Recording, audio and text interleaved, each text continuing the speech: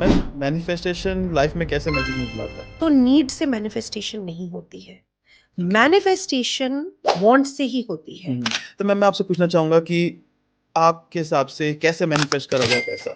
मेरे पास इतने पैसे होते, मैं ये खरीद सकती या मैं यहीं यहाँ जा सकती, कहीं ना कहीं से फिर पैसे आ जाते थे। मैम ओरेकल कार्ड जो होता है किन सिचुएशन में एक्यूरेट और बेस्ट रिजल्ट देता है? अपनी सारे लेंसेज के बिना एम्प्टी तरीके से कोई रीडिंग करते हो या कुछ भी बोलते हो तो चांसेस ये है कि आपके मुंह से निकली हुई चीज सच हो जाए। किसी फ्रेंड के थ्रू मिली थी, एक्ट्रेस ही है वो।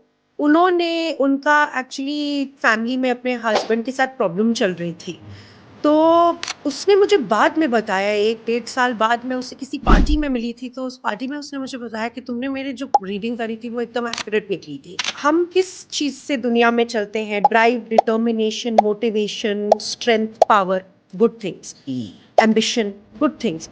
बट उसका एक शैडो साइड भी है, शैडो एंड लाइट साथ में काम करता है। तो शैडो साइड क्या है उसका? अच्छा मैम, लॉ ऑफ अट्रैक्शन और मैनिफेस्टेशन में क्या डिफरेंस? जिस चीज के पीछे आप नहीं भागोगे ना वो आपके पीछे भागेगा, जिस चीज के पीछे आप भागोगे वो आगे भागेगा। डेथ कार्ड होता है टैरो में। डेथ कार्ड जब आ जाता है ना तो उसकी प्रेडिक्शन लिटरली हेल्थ पर्सपेक्टिव से डेथ पे हो सकती है। Welcome to the Ankit podcast ma'am. Thank you so much ma'am, आप हमारे पॉडकास्ट में आए और अपने टाइम निकाला। Thank you so much for having me Ankit. प्रणाम एवरीवन। आपको भी प्रणाम मैम। रितिका मैम, आप हैं एक फिल्म प्रोड्यूसर, आप टैरोट कार्ड रीडर हैं, आप नियॉन सन्यासी हैं, आप ऑथर हैं, आप एक एक्टर भी हैं और ओरेकल डेक क्रिएटर हैं। मैम इतना सारा काम कैसे कर लेते हो आप? मैं सच में बहुत क्यूरियस था कि इतना सारा काम एक इंसान कैसे कर सकता है। एक्चुअली मैं कुछ करती नहीं, मैं I don't lead life from the perspective of character, identity, personality. Because संन्यास लेने के बाद आपका जो डायरेक्शन है लाइफ में वो रिलेटिव ट्रूथ से हट के अल्टीमेट ट्रूथ की तरफ चला जाता है। सो अल्टीमेट ट्रूथ में तो हर चीज़ like any personality, any identity, ये सारी जो चीज़ें हैं ये बेसिकली एक लीला है, एक्ट है। It is not reality, it is not your true self, it is what ever act it is. आपको जो भी कैरेक्टर बनाना है दुनिया में वो आपका एक कैरेक्टर है, एक जैसे फिल्म में कैरेक्टर होता है वैसे लाइफ का कैरेक्टर है। सो आई थिंक दैट जब इंटरनली आपकी एवोल्यूशन होती है, स्पिरिचुअली क्या होता है, basically you go deeper and because of that you rise higher. The deeper you go, the higher you rise. The higher you rise means आपकी dimensional evolution होती है। आप we are multi-dimensional beings, Right. but we live in one dimension, which is the physical reality. उसी को पूरा सोच लेते हैं। अंदर जब हमारी like evolution होती है in dimensions, I have found from personal experience that manifests in the outside, because अंदर जब आप जाते हो तो there is only one direction you can go, like this. There is nowhere else to go, आप कहीं नहीं जा सकते वर्टिकली।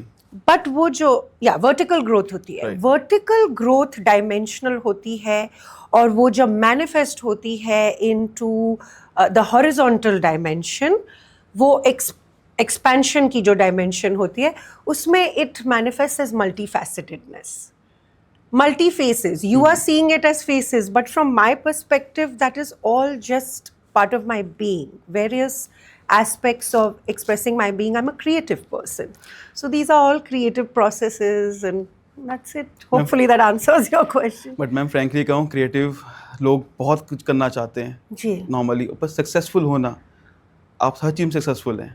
आप एक सक्सेसफुल ऑथर हैं, सक्सेसफुल आप प्रोड्यूसर हैं, आपने कई सारी पिक्चर हॉलीवुड में प्रोड्यूस करी है, ये बहुत बड़ी बात होती है। हॉलीवुड में तो नहीं, ये मेरी सारी जो फिल्में हैं, आई को ओन देम, एंड मेरी जो कंपनी है it's actually a film fund company, it's not just a pure production company. So ये जो फिल्म फंड कंपनी है, Piggy Bank Movie Fund Corporation, it is based out of Canada. So Indo Canadian projects में करती हूँ। Hollywood तो exactly नहीं कहा जा सकता है, but yes my projects are all international co productions with India. हमारे लिए हॉलीवुड ही है ना, जो बॉलीवुड से अलग पिक्चर है जहाँ पे फॉरेनर देखे बॉलीवुड ही है। चलिए आज के टॉपिक पे आते हैं। आज का टॉपिक है टैरोट, मैनिफेस्टेशन और Oracle deck, right ma'am? Ma'am tarot card और ओरेकल डेक क्या डिफरेंस है इसके अंदर? सो टैरो में क्या होता है कि ये जो आपके 5 एलिमेंट्स होते हैं, fire, water, earth, air and spirit, okay, जिस मतलब पांच तत्वों तत्व। से जो हम बने हैं और सब चीज़ बनी है उसके ऊपर टैरो बेस्ड है. So thought, emotions, actions and physical चीज़ें जो हमें चाहिए टू मैनिफेस्ट और create anything in our life, ये सारी चीज़ें मिक्स करके होती हैं. एंड जो स्पिरिट विच इज़ एग्जिस्टेंस का क्या उसमें रोल है, इट्स वेरी स्ट्रक्चर्ड, उसके बाहर कुछ नहीं है. एनर्जी रीड करता है. Oracle is much more deeper and much more expanded because Oracle decks have been created through divination. Individual readers ने अपने बनाए हैं based on what they are going through in life at a time. Okay. So वो जो feeling है ना, वो जो उन्होंने essence डाली अपनी oracles में पढ़ने से वो सारी चीज़ें सामने आती हैं. So it kind of captures the essence. It's not so structured. It is more fluid. And for me, both tarot and oracle is not just something that I can read for people or for myself. It has always been like books for me. It is a space of education क्योंकि इतने लोगों ने अपनी divination डाली है. You get to learn. My initial understanding of spirituality and my initial step into spirituality was actually through cards. Then I went deeper when I got sannyas, and then it started taking a little bit of a back seat because you don't always need. You can just now feel the energy. Okay ma'am, और जो tarot card हैं और Oracle, ये work कैसे करते हैं? तो actually क्या है कि जिन्होंने भी ये टैरो कार्ड्स और ओरेकल कार्ड्स बनाए हैं उन्होंने अपनी डिविनेशन उसके अंदर डाली है, which means that they have channelled it through their divine presence. हम जो ह्यूमन बीइंग्स हैं, हमारे अंदर एनिमल इंस्टिंक्ट, ह्यूमन इंटेलेक्ट और डिवाइन इंट्यूशन तीनों एक जगह मिलता है. In human beings you will find all three. So we can access these three-dimensional realities as one, right? So tarot card में ये जो divination है, one of the most beautiful things है कि somehow वही कार्ड आता है जो आपको पढ़ना है. दूसरी चीज़ है कि एक ही कहानी, एक ही नंबर ऑफ सेम कार्ड्स अलग अलग रीडर्स अलग अलग तरीके से पढ़ेंगे. तो रीडर की एनर्जी बहुत डिपेंड करता है कि वो कैसे पढ़ता है. So for me, that has always been more important. The cards are not as important as the reader. Because बहुत सारे लोग होते हैं, बहुत सारे readers हैं जो सिर्फ cards को अपनी feeling पे करते हैं, और कुछ हैं जो एकदम structured पढ़ के करते हैं, और कुछ हैं जो दोनों को mix करके करते हैं. For me, reading is where I mix what the guidebook has taught and also my own understanding through symbolism, क्योंकि cards में बहुत सारी symbolisms होती हैं, depth होती हैं. हाँ. So I read it like that. So reader पे बहुत depend करता है. अब बात करते हैं oracle cards की मैम, ये कैसे वर्क करता है? Same way, tarot and oracle same way. Cards कैसे निकलते हैं वो, as a reader you're working with divine existential reality. तो आप साथ में कर रहे हैं. So मेरे दोस्त ने कहा था, वो सन्यासी हैं, बहुत मतलब उन्होंने बहुत सारे रीडर्स से रीडिंग्स कराई हैं, उनको पसंद आता है. तो उन्होंने मुझे बोला था, इतने साल मैंने ऑल माई लाइफ रीडिंग्स कराई हैं, लेकिन तुम्हारे से ये रीडिंग इतनी एक्यूरेट इसलिए आती है because you clear, when you're reading, you clear yourself of your identity, your own stories, your narratives, ताकि you can become a pure channel of truth. Okay. So you will speak it how it is. You'll call a spade, and that I started noticing after that. कुछ लोगों ने फिर उसके बाद मुझे बोलना शुरू किया. I think that is what it is.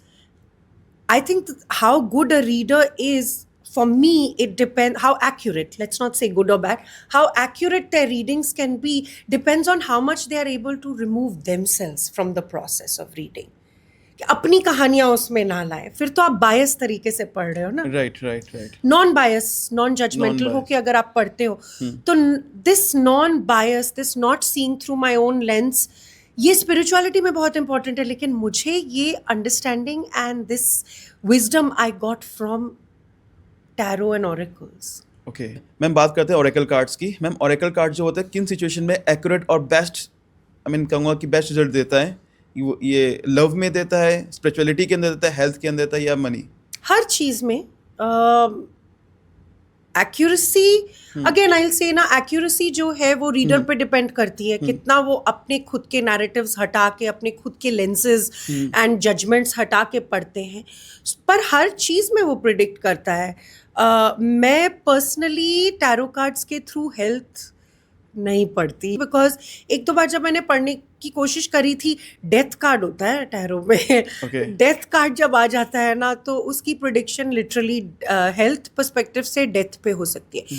बाकी चीज़ों में ट्रांसफॉर्मेशन रिप्रेजेंट करता है, पर डेथ मतलब I don't want to predict all that ना, लाइक मुंह से निकल जाए उस टाइम में, आप अपने जजमेंट्स के बिना, जब अपनी सारे लेंसेज के बिना एम्प्टी तरीके से कोई रीडिंग करते हो या कुछ भी बोलते हो, तो चांसेस ये हैं कि आपके मुंह से निकली हुई चीज़ सच हो जाए। That's how existential reality works, कि आपके अंदर जितना एम्प्टीनेस है, आपके अंदर जितना भरा हुआ नहीं है, एम्प्टी है, उतना ज़्यादा एग्जिस्टेंशियल रियलिटी आपसे आपके थ्रू काम करता है, तो वो चीज़ें सच हो जाती हैं। इसलिए मैं पर्सनली हेल्थ नहीं पढ़ती, बट हर चीज़ में एक्यूरेसी आप एक्यूरेटली पढ़ सकते हो। मैम आपने तो बहुत सारे कार्ड्स रीड करे होंगे, मैं हाँ, चाहूँगा about कि 55 decks I've studied. डेक्स मैम, Yeah. तो मैम आपसे मैं चाहूँगा कि आप कोई क्लाइंट का अपना कोई शेयर करें इंसिडेंट्स जिसमें आपसे रीडिंग के बाद की चीज़ें काफ़ी चेंज हो गई हो। एक्चुअली मैं इंडिविजुअल एक या दो ऐसे कोई क्लाइंट्स के मैं नहीं दूंगी, क्योंकि एक प्रिवेसी होती है, वो हमारे साथ बात करते अगर हैं हम आउट ना, ऑफ, ना बट नाम मैं बताएं। जनरली आपको ये बता सकती हूँ कि मैंने बहुत सारे random like air hostesses on flights when they've seen me like play with cards, वहाँ से लेकर नॉर्मल घरों की औरतें हो, मेरे दोस्त जिनके लिए भी मैंने पढ़ा है, विद इन फ्यू मंथ्स से लेकर 1 साल के अंदर उनका फ़ोन ज़रूर आ गया मुझे, या मैसेज आ गया है कि मैं तो भूल भी गई, क्योंकि मैं जब Okay. पढ़ती हूँ ना, चैनल आप करते हो, Right. तो चैनल करने के बाद उसके बाद तो आप भूल जाते हो ना आपने क्या बोला, तो वो आपको जब बताते हैं कि आपने जो रीडिंग करी थी एब्सोल्युटली एक्यूरेट थी, और वही हुआ, ऐसे हुआ, तो मुझे तो खैर खुद हैरानी होती है ऐसे कैसे हुआ, but then I just say thank you, guru को थैंक यू, और you know like thank you for the knowledge, existence को दे देती हूँ कि मैंने तो कुछ नहीं किया, आपने ही पढ़ा। सो ये आपका कॉन्फिडेंस डेफिनेटली बढ़ाता है। आज तक मेरे साथ एक भी ऐसा कोई इंसान नहीं है जिसने बोला कि मैंने एक्यूरेटली नहीं पढ़ा है, या उनके साथ वो नहीं हुआ जो पढ़ा गया, पर मैं नहीं पढ़ रही हूँ। आपको ये याद रखना पड़ेगा, उस टाइम पे मैं नहीं हूँ, तभी वो चैनल हो रहा है। राइट मैम, आप बिल्कुल एक एम्प्टी, जब मैं नहीं, मैं जो ईगो कॉन्स्ट्रक्ट है वो है नहीं उस टाइम पे। ओके, जो है कि डिविनेशन, आप मुझे चैनल बना के करो, तो हम प्रे भी यही करते हैं ना कि please make me a clear channel. Ma'am जैसे एग्जांपल है, आपने मेरी रीडिंग करी, हाँ। डन, आप मेरा फ्यूचर प्रेडिक्ट कर सकते हैं, देख सकते हैं, जो मेरे कार्ड्स के थ्रू आया, तो क्या मैं उसकी हेल्प से अपना फ्यूचर चेंज कर सकता हूँ? एक्चुअली मैं आपको not just tarot and oracle, astrology में भी यही है कि लोग यूजुअली इन चीज़ों पे जाते हैं अपनी फ्यूचर को जानने के लिए, कि Right. वेयर उनकी लाइफ जा रही है, पर दुनिया में कोई भी चीज़ फ्यूचर प्रिडिक्ट नहीं कर सकती। Future is unknown. Okay, all of these mediums आपको सिर्फ किस तरीके से आपके आसपास क्या एनर्जीज हैं, आप उसे किस तरीके से यूटिलाइज कर रहे हैं, उस एनर्जी के साथ आप कैसे वर्क कर रहे हैं, वो ही आपको बता सकता है। और एक बार आपको पता चल गया कि I am using the energy like this, फिर तो लाइफ इज अ को क्रिएटिव प्रोसेस विद एग्जिस्टेंस। तो आप ऐसा कर सकते हैं कि यू कैन से अच्छा इस तरीके से यूज कर रहा हूं, तो एक पॉसिबिलिटी आपको बता सकता है कि इस तरीके से आपने एनर्जी को कीप यूजिंग दिस एनर्जी, आप यहाँ पहुंच जाएंगे। ठीक है, ये पॉसिबल फ्यूचर हो सकता है। पर अगर आपको वो नहीं चाहिए फ्यूचर, तो आपको अब नॉलेज है कि ये एनर्जीज इस तरीके से काम कर रही हैं, and I am working with this energy like this, तो आप उसको चेंज कर सकते हैं। आप डिफरेंटली वर्क कर सकते हैं उस एनर्जी के साथ। आपका जो फ्यूचर होगा वो बदल जाएगा। लाइक एग्जांपल है कि जैसे आपने मेरी रीडिंग करी और आपने बताया कि यहाँ प्रिडिक्ट किया ये चीज़ें, जो मेरी एनर्जी चल रही है, और मुझे लगा कि नहीं यार ये तो गलत जा रहा है रास्ता, मैं इसको अपनी एनर्जी को कहीं और चैनलाइज करना चाहिए, तो हम उसको बेटर कर सकते हैं अपनी चीज़ों को। हाँ, राइट। तो अब तो मेरी फ्रेंड है, उस टाइम में मेरी फ्रेंड नहीं थी, मैं उनसे किसी फ्रेंड के थ्रू मिली थी। एक्ट्रेस ही है वो। उन्होंने, उनका एक्चुअली फैमिली में अपने हस्बैंड के साथ प्रॉब्लम चल रही थी, तो उसने मुझे बाद में बताया, 1-1.5 साल बाद में उससे किसी पार्टी में मिली थी, तो उस पार्टी में उसने मुझे बताया कि तुमने मेरे जो रीडिंग करी थी वो एकदम एक्यूरेट निकली थी। वो उस टाइम मैं अपने हस्बैंड से अलग रह रही थी, लेकिन शायद मेरे कार्ड्स में आया था, रीडिंग में आया था कि उनका एक किसी और जगह अफेयर चल रहा है या कहीं और वो हैं। तो वो चीज़ उसको पता नहीं थी और उस टाइम में उसने बोला था आई डोंट थिंक सो, लेकिन बाद में 1 साल बाद उसने मुझे बताया किसी पार्टी में कि एकदम एक्यूरेट था और उसके वजह से उसको एक कॉन्फिडेंस मिला कि अगर ऐसा है तो मैं फाइनली एक डिसीजन ले सकती हूँ कि मैं अलग हो जाऊँ। जहाँ पे वो कंफ्यूज थी कि कि कहीं मैं गलत तो करूं, नहीं कर रही हाँ हूँ। बच्चे थे ना, उनका बच्चा था, तो व्हाट टू डू, कि करूं कि नहीं करूं। उसके बाद फिर उसकी लाइफ बहुत ज़्यादा बदलने लगी, she was happier and things like that. तो मैम इतना ज़्यादा एक्यूरेट ये कर देते हैं। हाँ, हिडन चीज़ें वो बहुत बड़ी मिस्ट्री है, मुझे भी बहुत मिस्टीरियस लगता है कि हिडन चीज़ें सामने आ जाती हैं, हिडन एनर्जीज आ जाती हैं। मैं बहुत क्यूरियस मैं हो रहा हूँ कि कब पॉडकास्ट खत्म है, मैं आपसे एक बार करवा के देखूँ। मैं मेरे बहुत पास अभी टैरो कार्ड्स है नहीं, बट हाँ आजकल मैंने एक ऑनलाइन 1-to-1 सेशन खोला है हाँ जी। जिसमें मेरे कुछ 4-5 लोगों से बात हुई है। कुछ लोग तो सिर्फ टैरो के लिए आते हैं कि हम आपसे पढ़वाना चाहते हैं, because before acting and all मैं इंस्टाग्राम पे भी रीडिंग्स करती थी, तो मेरे वैसे भी फॉलोअर्स हैं जो मुझे सिर्फ इन चीज़ों के लिए फॉलो करते हैं। सो या किसी दिन होपफुली 1-to-1। बिल्कुल मैम। अच्छा मैम ये जो डेक होता है ये कैसे क्रिएट करा चाहता है? एक्चुअली टैरो डेक ना, बहुत टैरो एंड ओरेकल डेक्स बहुत प्यारी चीज़ है। ये सिर्फ किताबों की तरह, because they are medium of education for me. So ये क्या उसको कहते हैं, नॉर्मल किताबों की तरह नहीं है जिसमें सिर्फ वर्ड्स हैं। तो पिक्चर्स एंड आर्ट, इन चीज़ों से डिपिक्ट किया जाता है।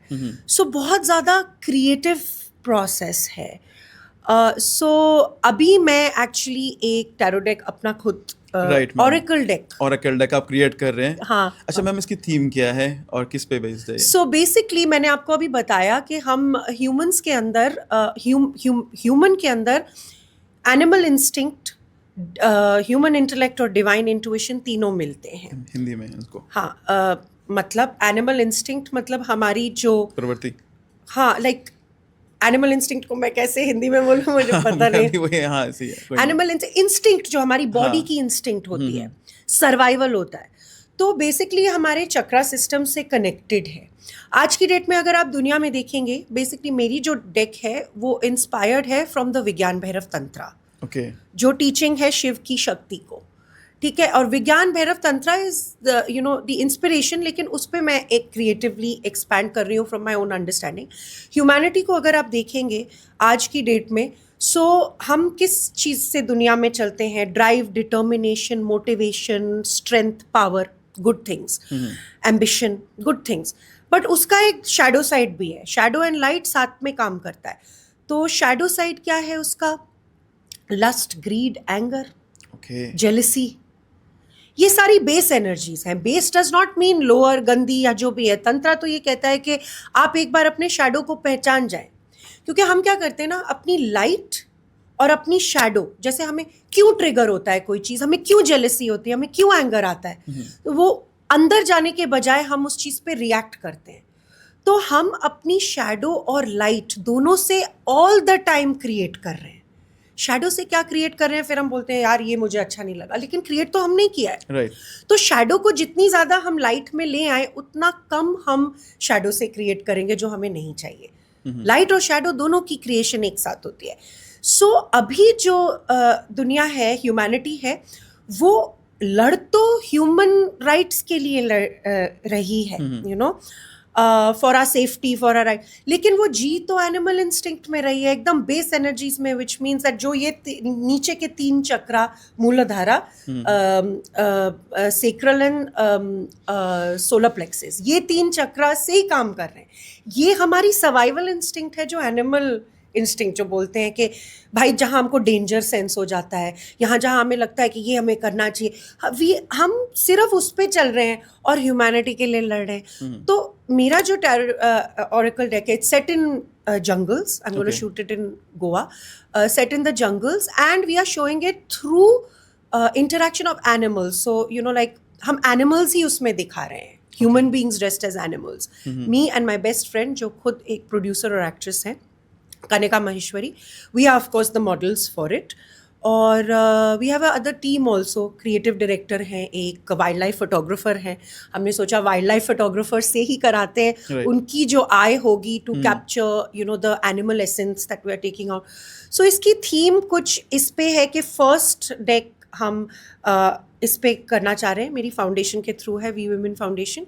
फर्स्ट डेक हम एनिमल इंस्टिंक्ट पे करना चाह रहे हैं, सो दैट इट इज़ हम एकदम सामने रख सकें as a mode of education for all those who study it, that they can see कि हम अपनी बेस एनर्जी से काम कर रहे हैं, हम एनिमल इंस्टिंक्ट से काम कर रहे हैं। ह्यूमन इंटेलेक्ट, हमारा जो ह्यूमैनिटी है वो हार्ट चक्रा से ही शुरू होगा। राइट। तो ये फर्स्ट है। नेक्स्ट हम शायद सिटी में बेस करके हार्ट चक्रा पे आ जाएं या कहीं और बेस करके। तो इस टैरो डेक से ये चीज़ एकदम क्लियर हो जाएगी, लाइक अ मिरर, दैट हम नीड से ऑपरेट कर रहे हैं, तो हम हर चीज़ को नीड से ही देखेंगे ना। नीड बेसिक है, रोटी कपड़ा मकान, जी, वो आपकी नीड पूरी हो गई। उसके ऊपर जो भी आपको लाइफ में करना है वो आप नीड की जगह वांट से करें। वांट में अगर आप वांट में ये एनर्जी होती है, आई वांट, मिले मिले ना मिले ना मिले, लेकिन फिर भी एफर्ट होता है उस पर।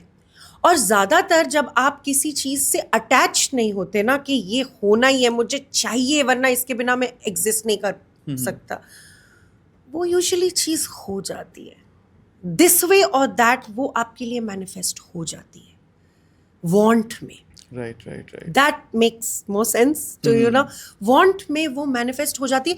शायद एग्जैक्टली वो चीज़ ना मैनिफेस्ट हो जो आप चाह रहे हैं, लेकिन जो आप फील करना चाह रहे हैं ना उस वांट से, वो फीलिंग आपकी आ जाएगी, उससे सेटिस्फैक्शन आ जाएगा।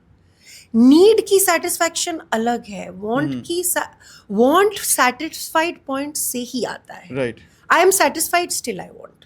Need is I am not satisfied, I have to satisfy my self. Yes. और जब हम नीड से, भूख से काम करते हैं, हंगर से काम करते हैं, थर्स्ट से काम करते हैं, तो हम यही देखते हैं कि पूरी दुनिया थर्स्ट और हंगर से काम करती है। That is animal instinct. Okay ma'am, काफ़ी अच्छी बात बताई आपने, खासकर मैनिफेस्टेशन वाली। और हम सब जानते हैं आपको मैनिफेस्टेशन क्वीन भी कहा जाता है। हाँ? अच्छा, मुझे तो क्योंकि पता मैम नहीं था। आपने बहुत सारी चीज़ मैनिफेस्ट करी है। हाँ, मैं बचपन से Right? मैनिफेस्टेशन। और एक मैनिफेस्ट मैंने भी किया था और लकीली वो हुई भी चीज़। अच्छा, हाँ जी, बात करते हैं मैनिफेस्टेशन की। मैम मैनिफेस्टेशन लाइफ में कैसे मैजिक मूव लाता है? एक्चुअली जब मैंने फर्स्ट मैनिफेस्ट करना शुरू किया था ना, मैं बहुत छोटी थी, मुझे पता नहीं था, मुझे ऐसा लगता था कि मैजिक हो रहा है।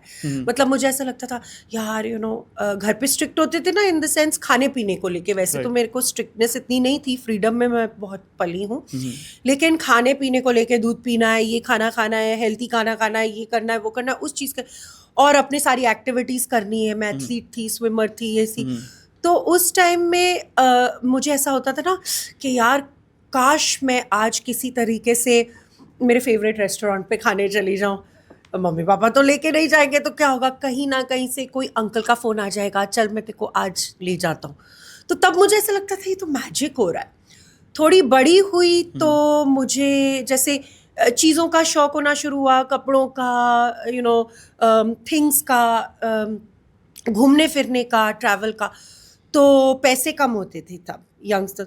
तो उस टाइम में मैंने मैनिफेस्टेशन शुरू करी करना कि यार काश मेरे पास इतने पैसे होते, मैं ये खरीद सकती, या मैं यहाँ जा सकती। कहीं ना कहीं से फिर पैसे आ जाते थे। पहले मुझे लगता था ये कैसे हो रहा है, फिर उसके बाद मैंने ना इसके ऊपर थोड़ा स्टडी की, रिसर्च की, और मैंने पता करना शुरू किया कि ये कैसे होता है, मैनिफेस्टेशन क्या। तब मुझे मैनिफेस्टेशन का पता चला। अब इतने साल काम करने के बाद मुझे रियलाइज़ हुआ है मैनिफेस्टेशन पे कि एक्चुअली मैनिफेस्टेशन आप इंटेंशन डाल सकते हो, पर मैनिफेस्टेशन एक्चुअली उस टाइम पे होती है जब आप बोलते हो ना, हो या ना हो, यू फॉरगेट अबाउट इट। जब आप उस चीज को सरेंडर कर देते हो ना, तब वो मैनिफेस्ट हो जाती है। तो बचपन में ऐसा हो रहा था कि क्योंकि बचपन में आप चंचल होता है आपका दिमाग, आपने कोई चीज बोली कि यार मुझे यहाँ पे खाना है, फिर आप भूल गए, अपने भाई बहनों के साथ खेलना शुरू कर दिया आपने, दोस्तों के साथ चले गए, आप भूल गए उसी वक्त। इसलिए इंस्टेंट होता है। जितनी जल्दी आप अपनी इंटेंशन डाल के उसकी तरफ एफर्ट जितना डालोगे, और उसके बाद एक पॉइंट, जिस पॉइंट पे आप आ जाओगे ना, इट्स ओके, दिस वे और दैट, सरेंडर कर दोगे, उस पॉइंट पे मैनिफेस्टेशन आता है। तो manifestation requires you to detach from what you want. You don't, आप जब नहीं चाहोगे ना जो आपको चाहिए, तब वो आएगा। तो मैं आपसे ही पूछना चाहूँगा, आपकी लाइफ की सबसे बड़ी मैनिफेस्टेशन क्या थी अब तक? एक फिल्म, मेरी फिल्म JL50, आई थिंक वो मेरी उसने मुझे दुनिया में पहचान दी। उसके पहले भी मैं बोलती थी मैं प्रोड्यूसर हूँ, एक्ट्रेस हूँ, लेकिन उसने मुझे एकदम एस्टैब्लिश किया। मेरी फिल्म थी। उससे भी बड़ी मैनिफेस्टेशन मेरे लाइफ में मेरे गुरु हैं। क्योंकि आई डोंट थिंक कि मुझे इससे ज़्यादा अलाइंड गुरु मिल सकते थे। उन्होंने गुरु चुनते हैं आपको।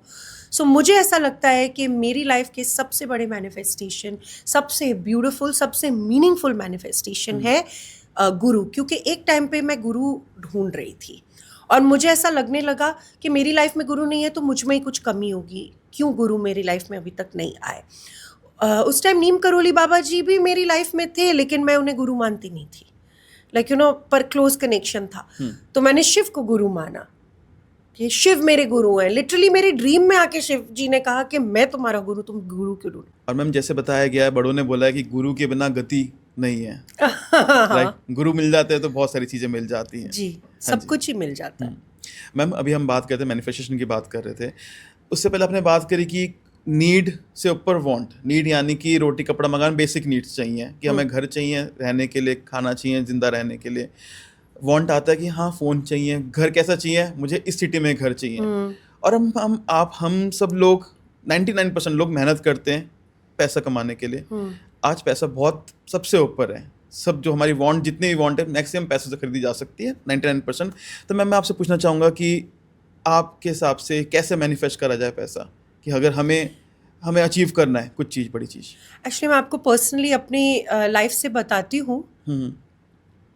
पैसा मेरी लाइफ में ज़्यादातर मैनिफेस्टेशन से ही आता है। तो इस चीज़ पे तो मैं आपको बता सकती हूँ, जब भी ज़रूरत होती है, ज़रूरत से ज़्यादा ही आता है। मैम सबको चाहिए ऐसा, आप प्लीज़ ये डिस्क्लोज करें। हाँ, मैं आपको बताती हूँ जो मैंने अपने आप हुआ मेरे साथ, तो फिर मैंने स्टडी की कि ये कैसे होता है। तो मैं आपको जो मेरी अंडरस्टैंडिंग है मैं सिर्फ वो बता सकती हूँ। सब लोग अलग अलग तरीके से करते होंगे, पर मेरा क्या है, सबसे पहले तो नीड से मैनिफेस्टेशन होती नहीं है। नीड बहुत बेस एनर्जी है। डिजायर, नीड रियल है to human and we should fulfil, वरना हम वांट तक कभी पहुंचेंगे ही नहीं। नीड को पूरी करनी जरूरी है। लेकिन और आपको सब कुछ मिलेगा दुनिया में नीड को पूरी करने के लिए, लेकिन वो टेम्परेरी होगी आपकी सेटिस्फैक्शन आपकी वांट के ऊपर ही है। रियल सेटिस्फैक्शन जो लास्ट करती है। मैनिफेस्टेशन एक सेटिस्फाइड पॉइंट से ही होता है। आपको कुछ हद तक सेटिस्फाई होना पड़ेगा। नीड में आपकी सेटिस्फैक्शन नहीं है, वांट में यू आर सेटिस्फाइड फिर भी चाहिए कि मेरे पास ओप्पो का फोन है, मुझे आईफोन चाहिए। राइट। मेरे पास एक 1 बेडरूम का अपार्टमेंट है, मुझे 3 बेडरूम का चाहिए। मैं जयपुर में रहता हूँ, मुझे बॉम्बे में घर चाहिए। जी। ठीक है, मैं ट्रेन में चलता हूँ, मुझे प्लेन में जाना है। जी। सो ये हो गई आपकी वांट। तो आपकी नीड, आप सेटिस्फाइड हो, यार लाइफ ठीक है, आई एम सेटिस्फाइड, मुझे कुछ भूख नहीं है किसी चीज की, लेकिन हाँ मुझे ये एक्सपीरियंस करना है। मनी का भी वही है। ज्यादातर लोग मनी मैनिफेस्ट करना चाहते हैं लेकिन कर नहीं पाते मैम। क्यों? क्योंकि वो नीड से मैनिफेस्ट कर रहे हैं। वो कह रहे हैं कि ये मेरी नीड है। लेकिन अगर जो है उसमें आप किसी तरीके से सेटिस्फैक्शन को ढूंढ लो। मैं पैसे के पीछे भागती नहीं, मुझे पैसे की विद गॉड्स ग्रेस कमी नहीं है, तो मेरे को वो नहीं लगता। और प्लस इतनी बार लाइफ में हो गया कि कभी कमी होती भी है, ज़रूरत पड़ेगी, मुझे पता आ जाएगा। लेकिन मैंने जो पॉइंट पाया, अगर मेरे को मैं वरी करने लग गई ना पैसे नहीं है मैं कैसे ये दूंगी, तो वो रुक जाता है, सारी मैनिफेस्टेशंस रुक जाती है, पैसा छोड़ो सब कुछ। पर अगर मैं एक पीसफुल स्टेट में रहती हूँ, सब है, अच्छा है, जो हो चाहिए, जब चाहिए होगा आ जाएगा, उस स्टेट में मैं रहती हूँ ना, डिटैचमेंट, जो भी आपको मैनिफेस्ट करना है आपको उस चीज से डिटैच होना पड़ेगा। पहले तो एफर्ट डालना पड़ेगा, एफर्ट इतना आप डाल दोगे कि एक दिन आप टायर्ड होके बोलोगे यार हो गया है, और एफर्ट मैं नहीं डाल सकता। जिस दिन आपकी एफर्ट ड्रॉप होगी ना, आपको फिर भी चाहिए लेकिन आप एफर्ट और नहीं डाल सकते। I still want but I am not putting any more effort because मैं थक गया। उस टाइम में आप देखोगे जैसे क्या होता है ना, हम हर चीज के पीछे भागते हैं उसकी तरफ या किसी चीज से दूर, हम सिर्फ भाग रहे हैं, either we are trying to chase और अट्रैक्ट, हम कॉन्स्टेंटली किसी चीज की तरफ चेज कर रहे हैं या रन कर रहे हैं किसी चीज से। एक दिन तो आप दोनों ही भागना ही है, भागते भागते भागते भागते एक दिन तो इंसान थकेगा ना। राइट। जिस दिन वो थक के रुकेगा ना, सांस लेगा, 1 सेकंड भी बैठेगा, उस दिन जो भी उसने लाइफ में अपनी ये भागने में उसने लाइट या शैडो से क्रिएट किया है ना, शैडो की क्रिएशन उसको पता नहीं है, लाइट से उसने कॉन्शियसली क्रिएट किया, वो कैचअप करेगा। जिस चीज के पीछे आप नहीं भागोगे ना, वो आपके पीछे भागेगा, जिस चीज के पीछे आप भागोगे वो आगे भागेगा। तो नीड से मैनिफेस्टेशन नहीं होती है, मैनिफेस्टेशन वांट से ही होती है। और मेरी लाइफ में मैंने ये देखा है कि अब तो मैं सरेंडर करके बोलती हूँ कि यार इस सिचुएशन में जो होना है हो जाए, फिर एग्जिस्टेंशियल रियलिटी अपने आप मेरी लाइफ को एक ऐसे डायरेक्शन में मोड़ती है कि मेरे को बताती है हम है ना, तुम हमारा हिस्सा हो, तुम्हें गिरने नहीं देंगे, उठा लेती है। दैट इज वन, नीड से नहीं होता। सेकेंड थिंग इज होप से नहीं होता। होप इज अ डाउट, कि आई होप कि फ्यूचर में मुझे मिल जाए, या होप मुझे पैसा मिल जाए। फेथ क्या है? जो ये पूरी सृष्टि को चला रहा है मेरी इन्वॉल्वमेंट के बिना, वो मुझे देखेगा 100%, क्योंकि faith 99% faith is no faith, 100% faith in existential reality कि मुझे जो चाहिए, मेरी जो नीड है, मेरी जो वांट है, हर चीज वो पूरी करेगा। ये फेथ, लोग ब्लाइंड फेथ में, people are blindly following. Today followers का जमाना है, राइट, लेकिन फेथ नहीं है। हम रिलीजन की बातें कर लेते हैं लेकिन फेथ की बहुत कमी है। फेथ कहाँ है? 100% कि मेरे हिसाब से लाइफ चल भी नहीं रही है, तब भी मेरे में फेथ है कि ये भी मेरे को डायरेक्शन में ले जाने के लिए ही हो रहा है। अच्छा, मेरे लिए हो रहा है, अच्छा, मेरे खिलाफ नहीं। ओके। अच्छा मैम, आजकल ना देखा जा रहा है कि मैनिफेस्टेशन की बात करते हैं, लोग कहते हैं कि अपने मोबाइल में ये वाला वॉलपेपर लगा लो, वेस्ट डायरेक्शन में पेपर चिपका दो, लाइक हाँ कि मुझे कार चाहिए, कार की फोटो लगा दो, उसको देखते रहो डेली। तो आप क्या कहना चाहेंगे इसके अंदर? देखो, विजुअल सबकॉन्शियस पे तो इफेक्ट करती है। लाइक इसलिए कहा जाता है कि जब औरतें प्रेग्नेंट होती हैं, उनके अच्छी प्यारे प्यारे लाइक बच्चों की फोटोएं लगा देते हैं, या भगवान की फोटो लगा देते हैं, या कोई भी ऐसी चीज जो उसके अंदर शांति क्रिएट करे, वो बच्चे को इफेक्ट करती है कि बच्चा भी प्यारा पैदा होगा। ये चीजें इफेक्ट करती हैं, विजुअली आपके सबकॉन्शियस में चीजें जाती हैं। इसलिए हम अपने घरों में जिन गुरु या बुद्ध महात्माओं या परमात्माओं से प्रेम करते हैं या कनेक्ट करते हैं, उनकी फोटोएं लगाते हैं या पिक्चर्स लगाते हैं, अगर हम आर्टिस्ट हैं या आर्ट से प्यार है। Right. ये सारी चीजें विजुअली हमें इफेक्ट करती हैं सबकॉन्शियसली। तो और मैनिफेस्टेशन एक सबकॉन्शियस प्रोसेस है, वो एक कॉन्शियस प्रोसेस नहीं है। हमें सिखाया जाता है कि कॉन्शियसली पॉजिटिव थिंकिंग करो, ये करो, वो करो, तब जाके मैनिफेस्टेशन होगा। पॉजिटिव थिंकिंग, नेगेटिव, मेरे को तो लगता है कि मेरी मैनिफेस्टेशंस जब मैं सैड हूँ तब भी हुई हैं, हैप्पी हूँ तब भी हुई है। इट इज नॉट पॉजिटिव और negative, positive negative two sides of same coin, और आपको वो कॉइन पूरा एक्सेप्ट करना है। मैनिफेस्टेशन आई थिंक का रूट है,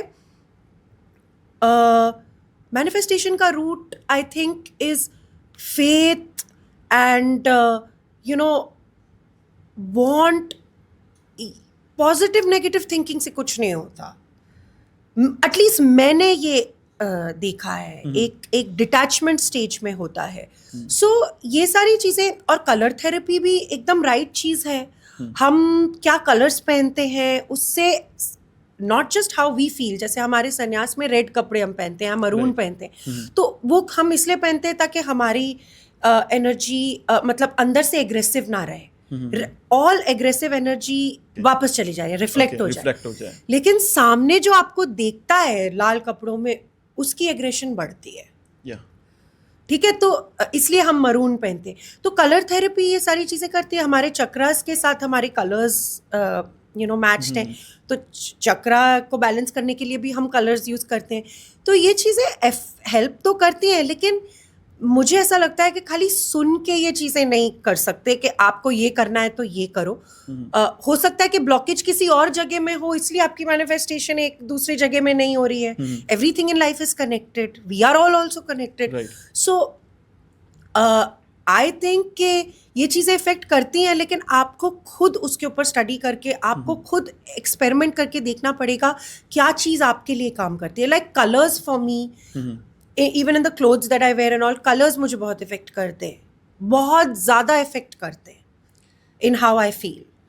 सो मैं कलर्स के थ्रू चीज़ें करने की कोशिश करती हूँ. Pictures also affect me, what I am seeing. So yeah, it's all consumption ना. तो रितिका मैम, मैं आपसे एक पर्सनल और एक सीक्रेट क्वेश्चन पूछना चाहूँगा. अच्छा. आप जैसे कि आपने इतनी चीज़ों में आपने वर्क किया है और सब में सक्सेसफुल है, काफ़ी चीज़ मैनिफेस्ट करी है.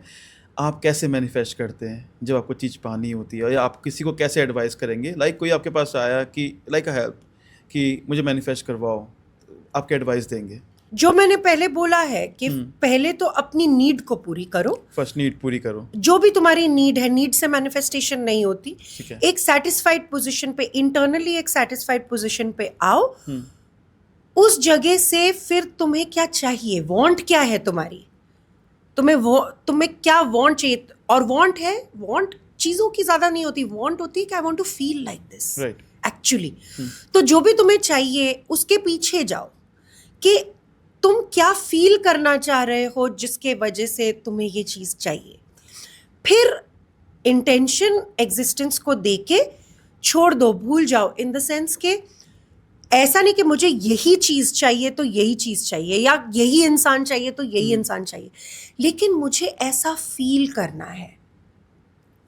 आपकी फीलिंग मैनिफेस्ट होती है, जो आपको फील करना है वो चीज़ मैनिफेस्ट होती है, ना कि जो आपको चाहिए वो मैनिफेस्ट नहीं होता. मैनिफेस्टेशन यही होती है. तो जितना आप अपने आप को फ्री कर दोगे ना एक स्ट्रक्चर से कि मुझे यही आदमी चाहिए, या यही जॉब चाहिए, या यही, और आप अपने आप को फीलिंग पे लेके जाओगे, क्योंकि जो आपको चाहिए वो आप थॉट से कर रहे हो, लेकिन थॉट से you have to go into your heart. Feeling से बोलते हैं अंतरात्मा. हाँ, feeling is closer to the आत्मा, टू द सोल. तो फीलिंग, ट्रू सेल्फ जिसको कहते हैं, फीलिंग से आप मैनिफेस्ट कर सकते हो कि मुझे ऐसा फील करना है, जहां से भी वो फीलिंग आए. और फिर आप एफर्ट करो उस चीज की तरफ, पूरा एफर्ट दो. आपको ये नहीं लगना चाहिए कि मैंने एफर्ट नहीं किया वो पाने के लिए जो मुझे चाहिए.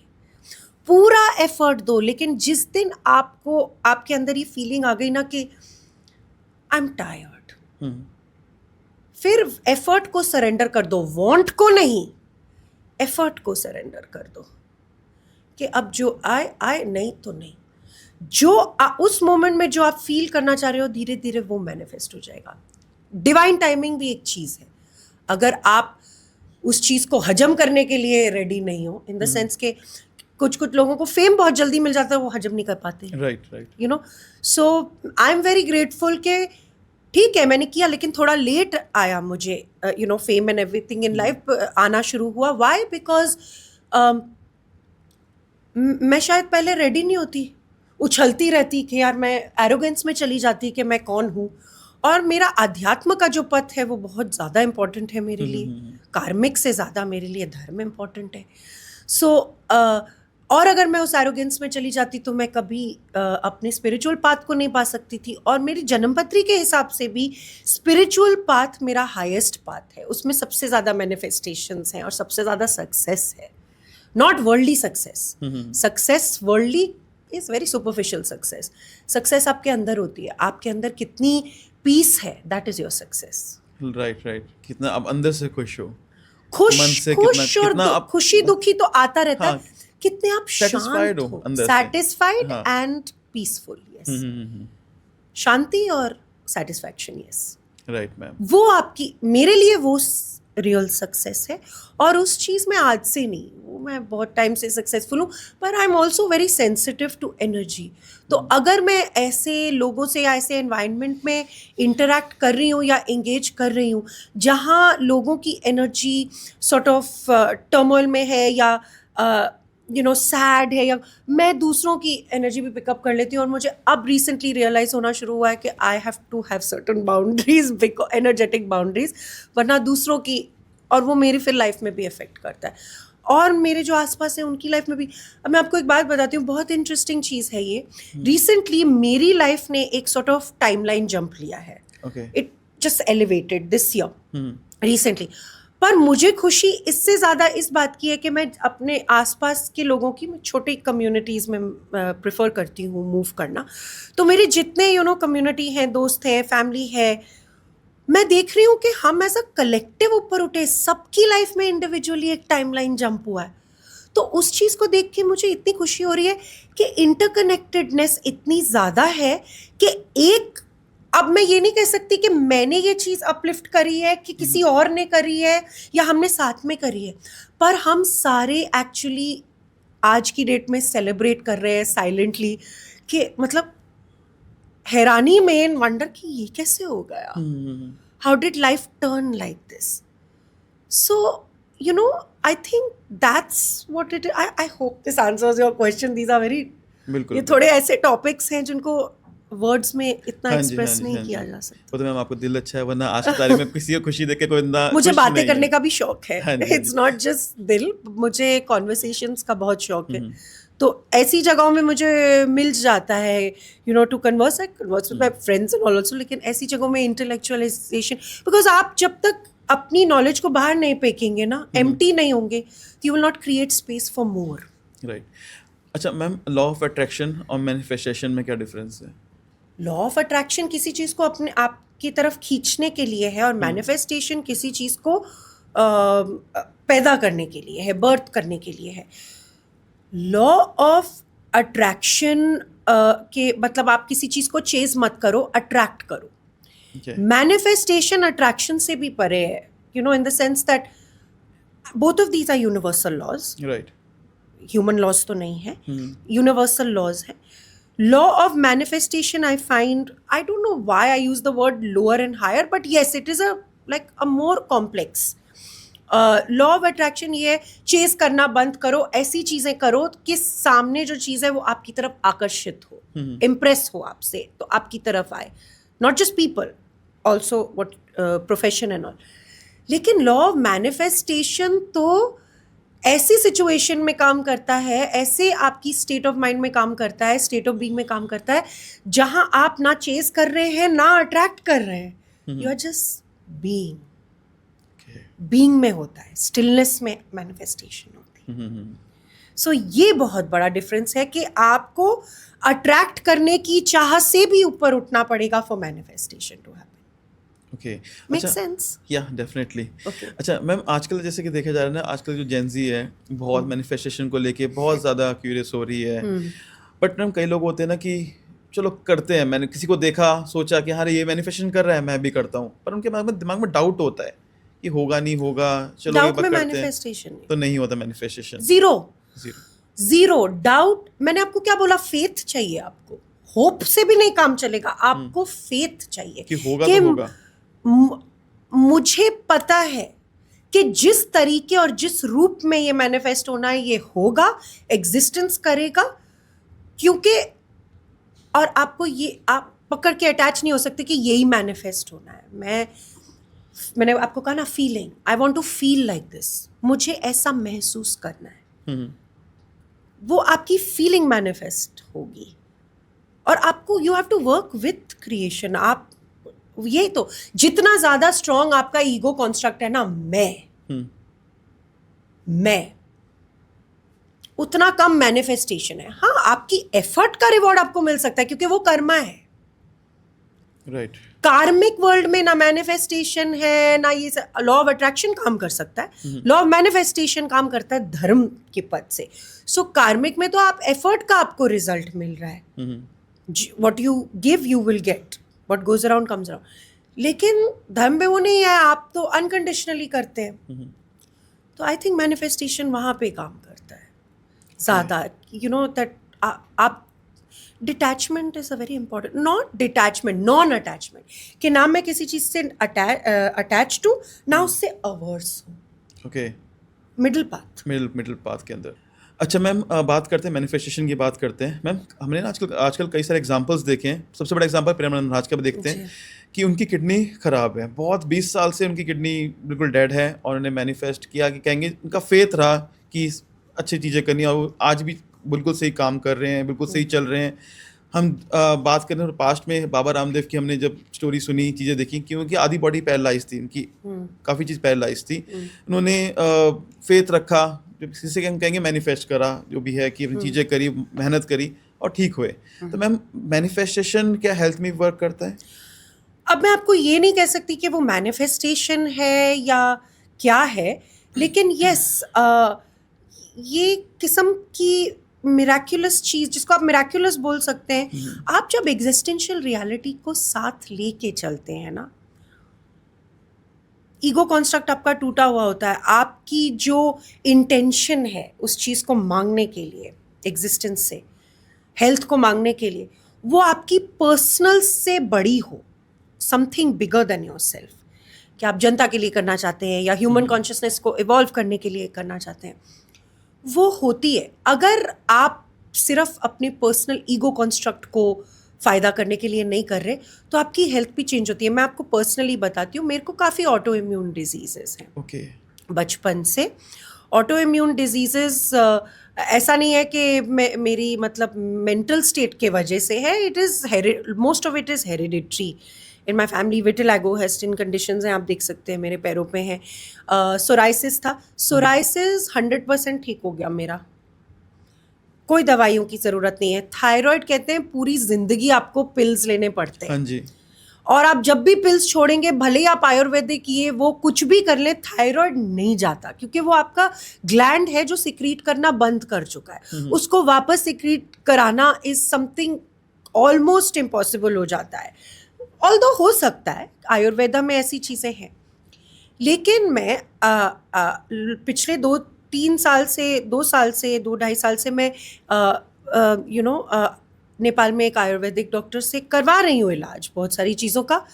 लेकिन उस आयुर्वेदा टेक्स लॉन्गर, लेकिन फिर भी उसको स्टार्ट करने के कुछ दिनों के अंदर ही मेरा ऐसा हुआ कि मेरे को ना वाइटैलिटी फील होनी शुरू हो गई। जैसे थायराइड वाले, हाइपोथायराइड वालों को ना थोड़ी वीकनेस रहती है, दे थोड़े स्लो हो जाते हैं, वो थोड़ी लथार्जी रहती है, बाल बहुत गिरते हैं। Okay. तो मैंने ये नोटिस किया suddenly that I was feeling vital, energy थी। तो मैंने अपनी सिस्टर जो डॉक्टर हैं उनसे बात करी, एंड शी सेड कि तो एक थायराइड का टेस्ट वापस करा लो। मैंने किया, एकदम परफेक्ट आया। मैं दवाई नहीं खाती। और मुझे ये बोला गया था पूरी जिंदगी एक टैबलेट तो आपको खानी ही है। तो आपने मैनिफेस्ट किया था इसको लेके, फील पर किया मैंने इसमें कोई एफर्ट डाल के नहीं किया। मैं तो मेंटली प्रिपेयर्ड थी, एक दवाई तो खानी है, पूरी लाइफ खा लूंगी। लेकिन अपने आप हुआ। आई थिंक मेरी जो अंदर से एनर्जी है वो थोड़ी शिफ्ट हुई जब मैं धर्म के पथ पे चलने लगी और मेरे पास लोग आने लगे, अंडर प्रिविलेज बच्चे आने लगे, और मेरे अंदर ये ऐसा होने लगा कि यार और कुछ ना कर पाऊँ, ये इनकी लाइफ में थोड़ा ना इनको अपलिफ्ट करना चाहती हूँ, मैं इनको वो करना चाहती हूँ। I want to be there for them.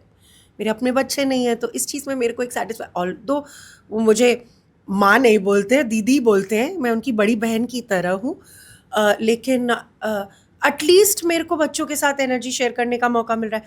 तो जब मेरे से ज़्यादा मैं से बढ़ के कुछ हुआ, मेरा फोकस मैं विच इज़ रिलेटिव ट्रूथ से लेके डायरेक्शन अल्टीमेट ट्रूथ की तरफ गया, जहां सब कुछ एक है।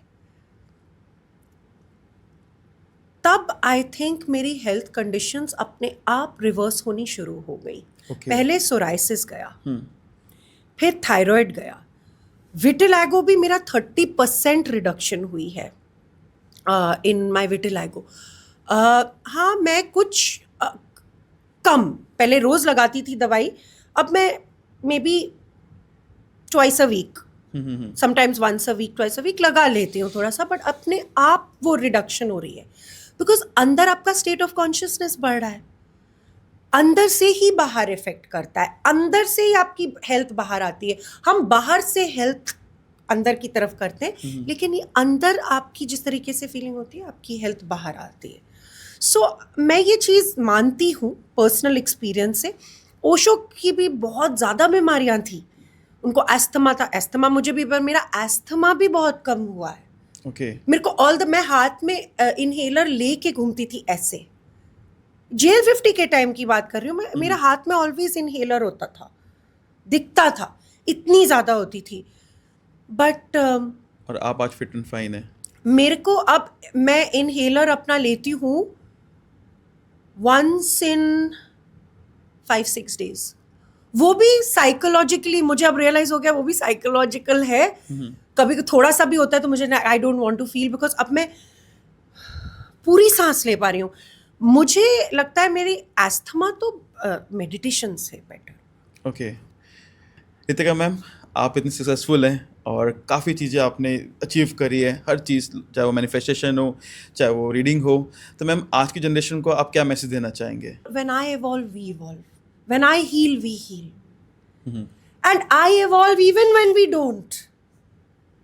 I heal even when we don't. Because जहाँ वो होगा, फिर मैं वैसी कम्युनिटी में अलाइन करूंगी जहाँ ज़रूरत है. Right. तो आपको बाहर से आप इफेक्ट नहीं हो सकते, आपको अपने अंदर ही ढूंढना पड़ेगा. You can just focus on yourself. Yes, it sounds selfish, but selfless selfishness है ये. मैं नहीं है selfishness में. Actually एक इम्प्रेशन है मेरा दुनिया में, जहाँ आई थिंक लोगों को लगता है कि मैं अपने मेरे माँ बाप बहुत वेल ऑफ हैं, तो मैं मतलब मुझे पैसे वहाँ से आते हैं. बट एक्चुअली मैं आपको बताऊँ, मैं 5 साल की थी तब से मैंने कमाना शुरू किया, और 16 साल की उम्र से बीच में जब मैं स्ट्रगल कर रही थी बॉम्बे में, 2-3 साल मैंने अपने पेरेंट्स से थोड़ा हेल्प लिया. 10,000 रुपये महीना लेती थी, $500 होते थे वो तब.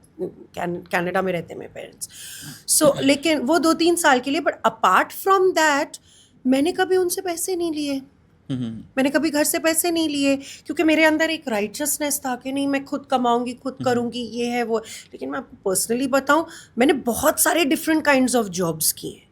कोई भी छोटा बड़ा काम नहीं होता. तो अगर मैं आज की जनरेशन को कुछ दे सकती हूँ या बोल सकती हूँ, मैं यही बोलना चाहूँगी कि जीवन में ना किसी चीज़ को छोटा या बड़ा मत देखना. बड़ा छोटा जो चीज़ है ना, वो एक कंडीशनिंग है जो आपकी हाईएस्ट पोटेंशियल को, आपकी लाइफ की एक्सपीरियंस को बहुत लिमिट कर देता है. ये मैं बोलना चाहूँगी कि किसी भी चीज़ को या किसी भी इंसान को या किसी भी सिचुएशन को छोटा या बड़ा, ऊंचा या नीचा मत देखें. एक अपने अंदर एक इक्वालिटी की विजन लेके आए. उससे क्या होगा कि आप अपनी लाइफ की एक्सपीरियंस को खोल सकते हैं ज़्यादा. आप ज़्यादा एक्सपीरियंस कर सकते हैं. दूसरा चीज़ मैं ये कहूँगी कि सक्सेस को डिफाइन मत करो. ओके. अगर तुमने सक्सेस को डिफाइन कर दिया कि यही चीज़ मेरे लिए सक्सेस है, अगेन तुम अपनी लाइफ को लिमिट कर रहे हो. बहुत सारी ऐसी चीज़ें हैं जिसमें तुम्हें और ज़्यादा सक्सेस मिल सकती है. जैसे मुझे स्पिरिचुअल पाथ पे सबसे फास्ट, सबसे ज़्यादा सक्सेस मिलती है. बट मुझे कैसे पता चलता अगर मैं क्लोज माइंडेड होती? Right. नहीं करती. और अगर तीसरी चीज़ मैं कहूँगी, मैं ये कहूँगी कि